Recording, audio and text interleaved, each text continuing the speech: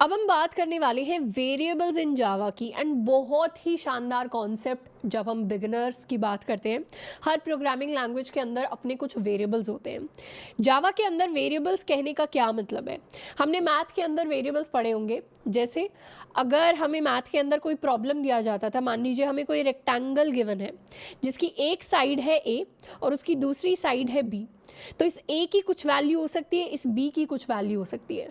Math के अंदर इसी ए और बी को वेरिएबल कहा जाता है।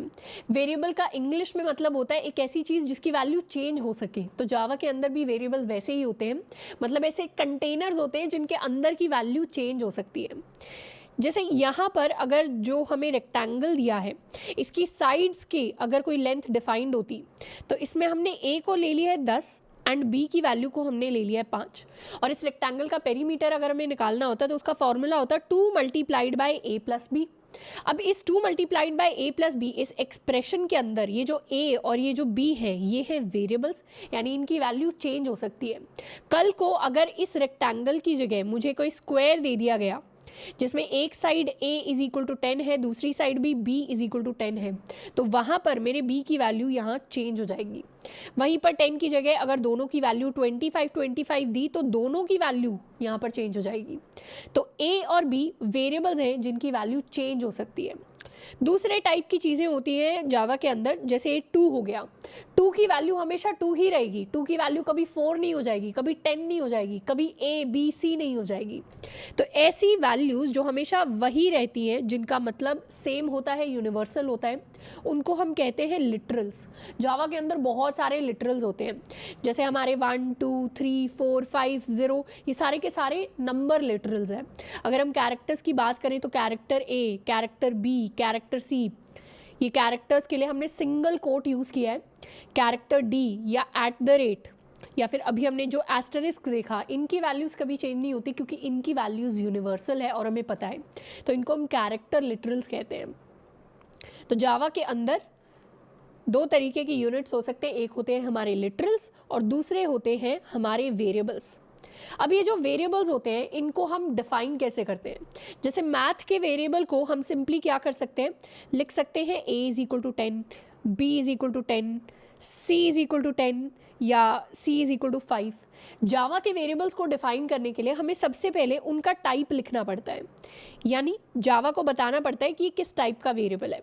अभी के लिए टाइप क्या होता है, किन किन टाइप के वेरिएबल्स होते हैं, उसको हम थोड़ी देर बाद पढ़ेंगे। अभी के लिए मानते हैं कि जो भी हमारे इंटीजर्स हैं उनके लिए हमें इंट सामने लिखना पड़ता है। सबसे पहले इंट लिखना पड़ता है, फिर हम लिखते हैं अपने वेरिएबल का नाम, यानी यहाँ हमारे वेरिएबल का नाम है a, फिर लिखते हैं उसकी वैल्यू, यानी a की वैल्यू है 10 एंड फाइनली हमारा स्टेटमेंट टर्मिनेटर यानी सेमीकोलन। ऐसे ही मुझे दूसरा वेरिएबल डिफाइन करना होगा तो उसके लिए मैं लिखूंगी int b is equal to 5। तो यहाँ पर ये मेरे वेरिएबल का नाम है और ये मेरे वेरिएबल की वैल्यू है, और इज इक्वल टू लिख के मैंने उस वेरिएबल की वैल्यू को नाम के अंदर असाइन कर दिया है। और ये जो वेरिएबल्स के नाम है a, b, c, या फिर जो हमारी क्लासेस के नाम होते हैं, जैसे हमने अपनी क्लास का नाम जावा बेसिक्स दिया है, या जो हमारे फंक्शंस के नाम होते हैं, जैसे हमारा मेन फंक्शन जिसको हम हर बार लिखते हैं, हमारा प्रिंट फंक्शन जिससे हम चीज़ें प्रिंट करवाते हैं, या हमारा प्रिंट ln फंक्शन, ये सारे के सारे जितने भी नाम होते हैं जावा के अंदर, इनको हम कहते हैं आइडेंटिफायर। तो ये जो a और b है ये हैं हमारे आइडेंटिफायर्स यानी वेरिएबल्स के नाम। अब जब भी हम वेरिएबल वाली स्टेटमेंट लिखते हैं, एक वेरिएबल को बनाते हैं जावा के अंदर, तो मेमोरी के अंदर क्या होता है, जावा के पास अपनी कोई मेमोरी है। इसका कहने का क्या मतलब है कि जैसे हमारे पास अर्थ है, अर्थ के ऊपर क्या करते हैं लोग, बहुत सारे प्लॉट्स अपने काट लेते हैं। हर कोई प्लॉट के ऊपर अपना एक मकान बना लेता है, मकान के अंदर रहने लग जाता है और अपने घर का उनका कुछ एड्रेस होता है।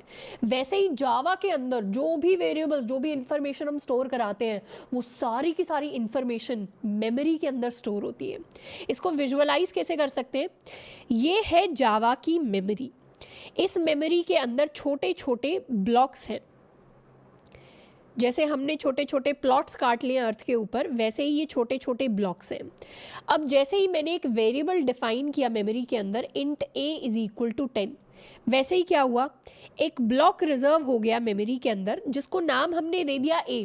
यानी अपने वेरिएबल का नाम, और उसके अंदर वैल्यू क्या स्टोर हो गई, उसके अंदर वैल्यू स्टोर हो गई हमारे वेरिएबल की वैल्यू यानी कि 10। अगर मैं एक दूसरा वेरिएबल डिफाइन करूं int b is equal to 5, तो अब क्या हुआ, एक ब्लॉक बन गया मेमोरी के अंदर, उसके अंदर हमने स्टोर करा दिया 5 को और उसका नाम हमने दे दिया b। अब मैं चाहूँ तो तीसरा वेरिएबल भी बना सकती हूँ, int c is equal to 25। इससे क्या होगा, एक नया ब्लॉक रिजर्व हो जाएगा मेमोरी के अंदर जिसका नाम हो जाएगा c और जिसमें वैल्यू हम स्टोर कर देंगे 25। एंड सिर्फ नंबर्स ही नहीं, अगर मान लो मुझे किसी का नाम स्टोर कराना है, जैसे मुझे कोई नाम स्टोर कराना है, अभी स्ट्रिंग को इग्नोर करना है, नेम, मेरे वेरिएबल का नाम है नेम और इसके अंदर वैल्यू क्या स्टोर होने वाली है, वैल्यू स्टोर होने वाली है टोनी स्टार्क। तो क्या होगा, यहाँ पर कोई ब्लॉक लिया जाएगा, उसमें पूरा टोनी स्टार्क जो स्ट्रिंग है उसको स्टोर कराया जाएगा और उसको नाम हम दे देंगे वेरिएबल का नाम यानी नेम। तो जैसे ही हम कोई वेरिएबल बनाते हैं अपने जावा के कोड के अंदर, मेमोरी के अंदर एक डब्बा रिजर्व हो जाता है, उसके अंदर हमारी वेरिएबल की वैल्यू स्टोर हो जाती है एंड उस जगह को क्या नाम दे दिया जाता है, जैसे घर को हम कोई नाम दे दें वैसे ही उस जगह को नाम दे दिया जाता है वेरिएबल का नाम। अब ये जो मेमोरी के अंदर सारे ब्लॉक्स हैं इनका अपना कुछ एड्रेस भी होता है, जैसे हर घर का अपना एक एड्रेस होता है, वैसे ही इस ब्लॉक का हो सकता है एड्रेस हो 1000, इस ब्लॉक का एड्रेस हो सकता है 1004, इस ब्लॉक का मान लीजिए एड्रेस है 5000। ये मैंने रैंडम नंबर्स लिख दिए लेकिन मेमोरी बहुत ऑर्गेनाइज्ड होती है तो हर ब्लॉक का अपने हिसाब से कोई एक एड्रेस होता है और ज़रूरी नहीं है कि ये सारे ब्लॉक्स का साइज सेम हो। जैसे यहाँ पर हो सकता है कि ऐसा ब्लॉक जो एक इंटीजर को मतलब एक नंबर को स्टोर करा रहा है उसका साइज छोटा हो और ये ब्लॉक जो इतनी बड़ी स्ट्रिंग को स्टोर करा रहा है इसका साइज बड़ा हो। तो इस हिसाब से जिस टाइप का आप डेटा स्टोर कराते हैं मेमोरी में उस हिसाब से आप या तो बड़ी मेमोरी ऑक्यूपाई कर रहे होते हैं या छोटी मेमोरी को ऑक्यूपाई कर रहे होते हैं। अब एक बार अपने कोड में अपने वेरिएबल्स को डिफाइन करते हैं। सबसे पहले हमने डिफाइन किया था अपना variable a is equal to 10। तो अभी के लिए सिर्फ इस a इज इक्वल टू 10 पर ध्यान देना है, इस int को हम अभी इग्नोर कर रहे हैं क्योंकि ये इसका टाइप है। दूसरा हमने एक वेरिएबल बनाया था b इज इक्वल टू 5 को। अब इन वेरिएबल्स को चाहे तो हम प्रिंट भी करवा सकते हैं। इनको प्रिंट करवाने के लिए क्या करना पड़ेगा, हमें सेम स्टेटमेंट लिखनी पड़ेगी system.out.println एंड इसके अंदर मान लीजिए सबसे पहले हम प्रिंट करवाना चाहते हैं ए को, तो हमने क्या किया, यहाँ पर हमने डबल कोट्स के अंदर ए लिखा है। एक बार देख लेते हैं डबल कोट्स के अंदर ए लिखने से प्रिंट क्या होगा स्क्रीन के ऊपर। स्क्रीन के ऊपर प्रिंट हुआ है ए। डबल कोट्स के अंदर हम जो चीज़ लिखते हैं वो वैसी की वैसी ही प्रिंट हो जाती है, पर यहाँ पर हमें ए नहीं प्रिंट करवाना, यहाँ पर हमें ए की वैल्यू प्रिंट करवानी है। तो यहाँ डबल कोट्स ए की जगह हम सिंपली लिखेंगे ए।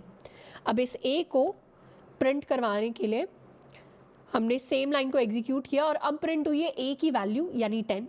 सेम तरीके से हम बी की वैल्यू को भी प्रिंट करवा सकते हैं, system.out.println b। इसको कर लेते हैं सेव एंड रन। तो इस बार पहले a प्रिंट हुआ, उसके बाद b प्रिंट हुआ विच इज़ 5।